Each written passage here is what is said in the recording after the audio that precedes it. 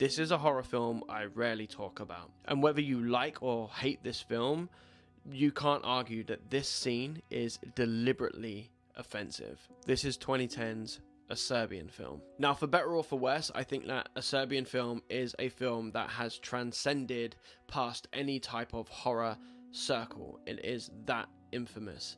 Most people know about this film. So released in 2010, A Serbian Film quickly became one of the most banned films in modern history. The film centers around this retired adult film star who is struggling financially after leaving the industry. But he is approached by a mysterious guy who offers him a large amount of money to participate in one final mysterious production. He's given absolutely no information as to what it is he is actually filming, but as the film progresses, he starts to realize that he is trapped inside this increasingly horrific nightmare that is being controlled by these really wealthy people who view human suffering as entertainment. Now, the film claims to satirize things like corruption, exploitation, and political violence. Now, I personally don't think it does that, and if it is trying to do that, it fails miserably. This is not a good film. But the scene I want to talk about today is a scene that most people know as the newborn scene. Now, I can't fully describe the scene for you on here,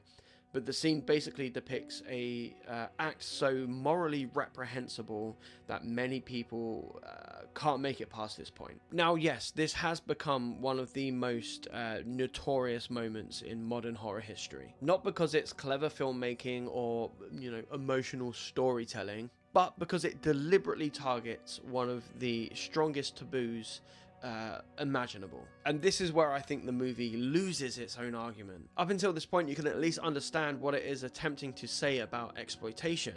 But scenes like this do not deepen the themes.